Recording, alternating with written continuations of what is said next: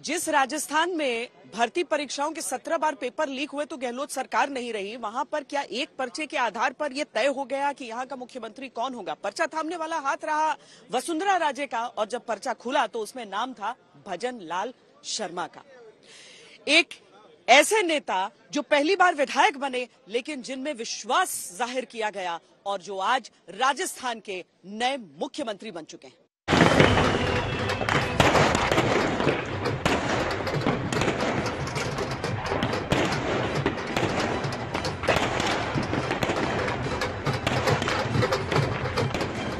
श्री भजन Lal ji Sharma Rajasthan Bharatiya Janata party विधायक दल के सर्वसम्मत नेता निर्वाचित हुए।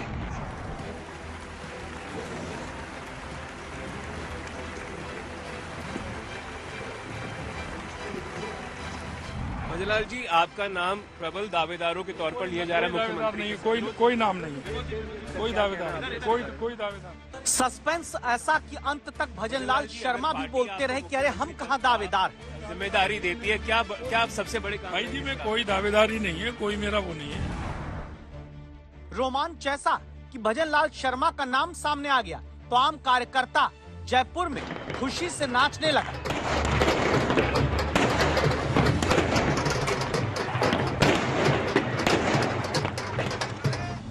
एक्शन ऐसा कि 9 दिन तक जयपुर से दिल्ली तक हलचल मची रही।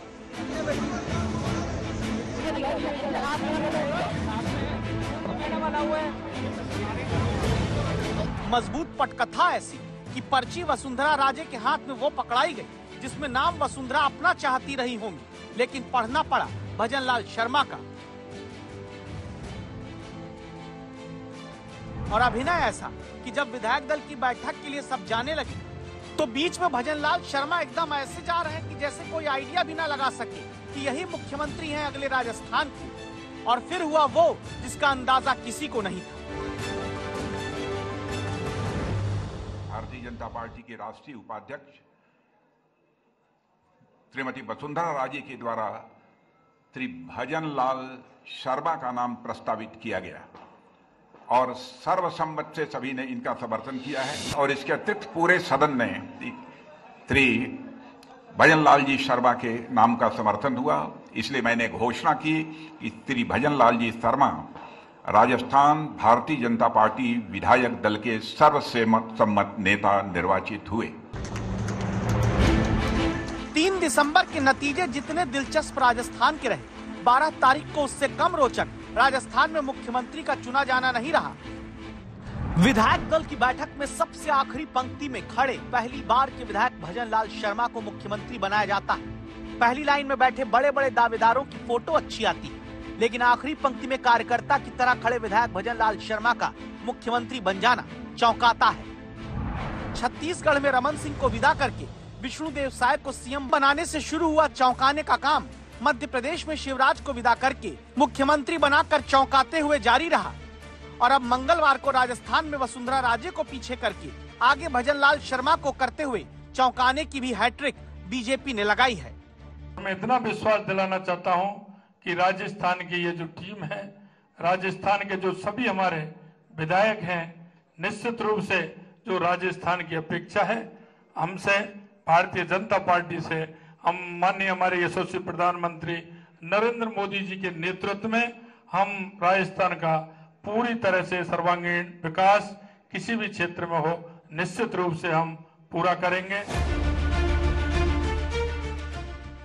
भजनलाल शर्मा को चुनकर अगर किसी को लगे कि सिर्फ राजस्थान में नए नेतृत्व की शुरुआत बीजेपी ने कर दी तो ये कहना सीमित होगा, क्योंकि कहा जा रहा है कि राजस्थान से भजन के जरिए उस दांव को बीजेपी ने चला जो सिर्फ राजस्थान तक सीमित ही नहीं रहेगा। भजनलाल शर्मा ब्राह्मण है। राजस्थान में 1990 में हरदेव जोशी आखिरी ब्राह्मण मुख्यमंत्री रहे। राजस्थान में बीजेपी ने 33 साल बाद फिर से एक ब्राह्मण चेहरे को मुख्यमंत्री बनाया। उत्तर भारत में भी राजस्थान पहला राज्य है जहां ब्राह्मण मुख्यमंत्री होंगे। यूपी, महाराष्ट्र, छत्तीसगढ़, मध्य प्रदेश में ब्राह्मण चेहरे डिप्टी सीएम तो बने लेकिन मुख्यमंत्री नहीं। ऐसे में एक झटके में ब्राह्मण को ही मुख्यमंत्री बनाकर यह धारणा तोड़ी गई कि डिप्टी सीएम पद से संतोष केवल ब्राह्मणों को नहीं करना है। अब ब्राह्मण वोट का हिसाब देखिए। उत्तर भारत की बात करें तो राजस्थान में 8%, यूपी में 10 से 12% ब्राह्मण वोट है, हिमाचल प्रदेश में 18% है, मध्य प्रदेश में 6%, बिहार में 4%।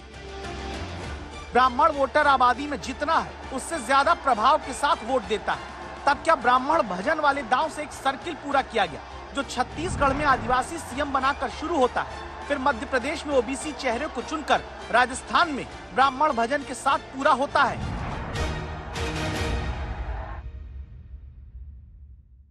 छत्तीसगढ़ में आदिवासी और मध्य प्रदेश में ओबीसी चेहरे को सीएम बनाने के बाद राजस्थान में ब्राह्मण चेहरे की तलाश थी और कहा जा रहा है कि 4 दिन पहले ही प्रधानमंत्री नरेंद्र मोदी ने दिल्ली में एक बैठक बुलाई थी जिसमें ब्राह्मण चेहरे के नाम पर भजन लाल शर्मा का चयन हो गया था, क्योंकि बीजेपी चाहती थी पीढ़ीगत बदलाव करना। जहां पर वसुंधरा राजे जो लंबे समय से बीजेपी में एक छत्र राज कर रही थी, उनकी छत्र छाया से दूर एक ऐसी टीम बने जो नई टीम हो और 2024 में प्रधानमंत्री नरेंद्र मोदी की टीम राजस्थान के रूप में काम करे। इसीलिए दिया कुमारी और प्रेमचंद बैरवा का भी नाम इसमें शामिल किया गया। मुझे लगता है ये बीजेपी ने भूल सुधार की है। राजस्थान में ब्राह्मणों को आप वोट तो बीजेपी को भरपूर मिलता रहा, बीजेपी का हिंदुत्व वाला जो रथ है वो भी आगे बढ़ता रहा ब्राह्मणों के सहारे, लेकिन पावर शेयरिंग में ब्राह्मणों को वो हिस्सेदारी नहीं मिली। जब वसुंधरा के 163 विधायक जीत कर आए थे तब भी एक सिर्फ अरुण चतुर्वेदी थे जिनको राज्य मंत्री बनाया गया था। 1990 में आखिरी बार हरदेव जोशी राजस्थान में कांग्रेस की तरफ से ब्राह्मण मुख्यमंत्री बने थे। तो मुझे लगता है कि पूरा कोर्स करेक्शन किया। ब्राह्मण चेहरा होगा ये तय था। जो हम बात कर रहे थे, कह रहा था आपसे मैं कि ब्राह्मण, वैसे हम बहुत चेहरों पर नहीं, ब्राह्मण चेहरा मैं बार बार कह रहा था कि ब्राह्मण चेहरा होगा और ब्राह्मण चेहरे का इंडिकेशन मुझे दिल्ली से दे दिया गया था। जगह सही बताऊं मैं आपको कि ब्राह्मण चेहरा होने जा रहा है। मुलाकात उनकी भी अलग से हुई आज। हाँ, मैं भजन लाल के कह रहा था कि भजन लाल सुबह से घर पे भाग रहे हैं, 4 बार संगठन महामंत्री रहे हैं और शायद संगठन महामंत्री थे। बिल्कुल बिल्कुल।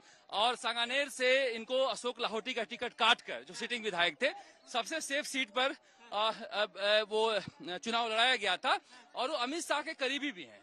अमित शाह उनको बहुत मानते हैं, उनके कार्यशैली को मानते हैं। मगर पहली बार के विधायक को देखिए, जो हम लोग कह रहे थे कि चौंक सकते हैं आप, पहली बार के विधायक को बना दिया गया यहाँ पर मुख्यमंत्री और भजन लाल शर्मा जो है वो मुख्यमंत्री बन गए। भजन लाल ही क्यों? क्या सिर्फ ब्राह्मण कार्ड ही वजह है?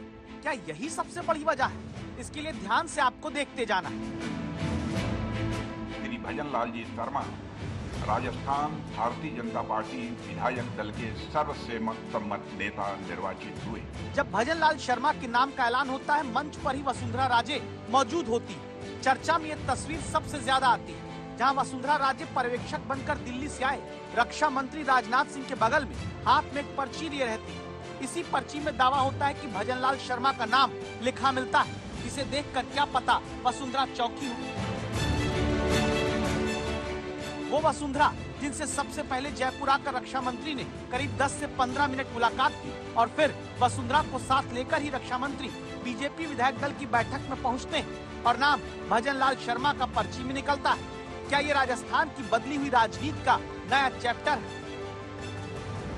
भजन लाल शर्मा का नाम अपने आप में घोषित होना एक राजस्थान की बदली हुई राजनीति को दिखाता है कि भजन लाल शर्मा एक कार्यकर्ता के रूप में बहुत मेहनत किए थे। इस बात से इंकार नहीं किया जा सकता है और कोई भी कार्यक्रम हो मंच वही संभालते थे, दूसरा कोई मंच नहीं संभालता था। चाहे कोई भी अध्यक्ष जो सतीश पुनिया हो या सीपी जोशी हो, मंच वही संभालते थे, भाषण वही देते थे, नेताओं को बुलाते वही थे।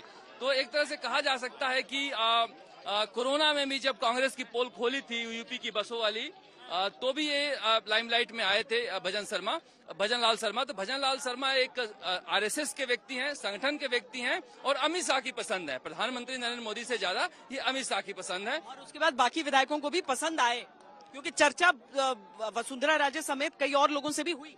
बिल्कुल। पहले देखिए, वसुंधरा राजे बैठी राजनाथ सिंह को लेकर, सबसे ज्यादा समर्थन करने वाले जो उनके विधायक थे कंवर लाल मीरा, कालीचरण सराफ, इन सबसे वो मिले और मिलने के बाद वो यहाँ पर कोई भाषणबाजी का दौर नहीं हुआ, वो सीधे गए और नाम को अनाउंस किया वहाँ पर। जानकारी है कि वसुंधरा राजे जो नतीजों के बाद खुद ही सपरिवार विधायकों से संपर्क करने में जुट गयी, जिन्हें फिर दिल्ली तक जाकर ये सफाई देनी पड़ी कि वो तो पार्टी के अनुशासित कार्यकर्ता है।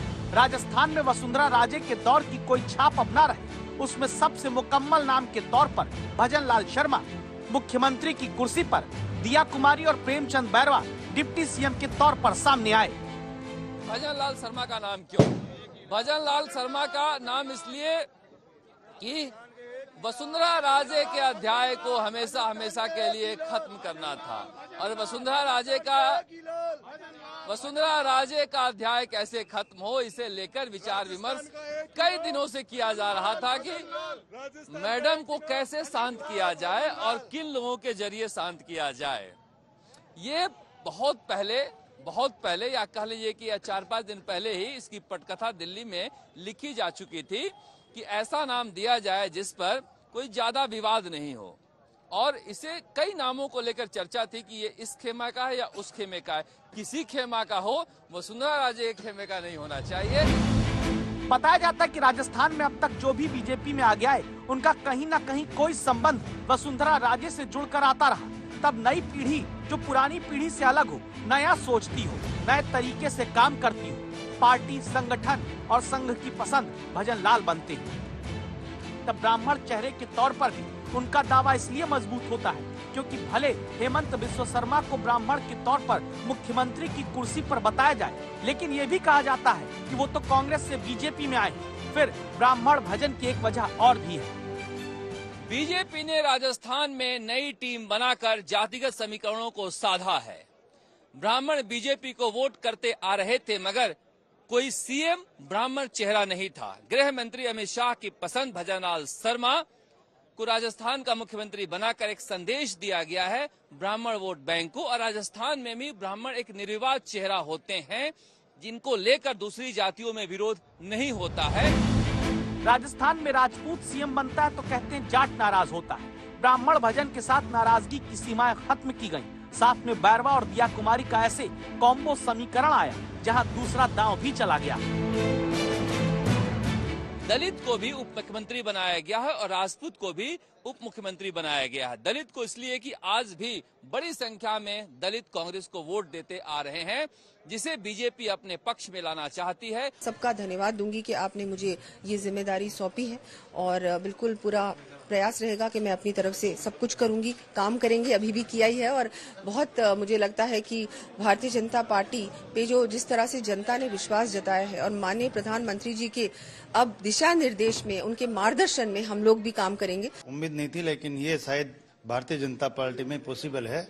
मैं से एक साधारण कार्यकर्ता भारतीय जनता पार्टी का रहा और जो भी दायित्व मुझे मिला निश्चित रूप से उसको बखूबी से निभाता हूं, और जो ये दायित्व दिया निश्चित रूप से मैं इसको जनता के साथ मिलकर और अच्छी तरह से सब 36 कौम को साथ लेकर चलूंगा और उनके साथ रहकर काम करूंगा। दिया कुमारी को इसलिए कि वसुंधरा राजे की काट भी है और संगठन में मेहनत भी की है, नौजवान भी हैं और एक रॉयल फेस भी हैं।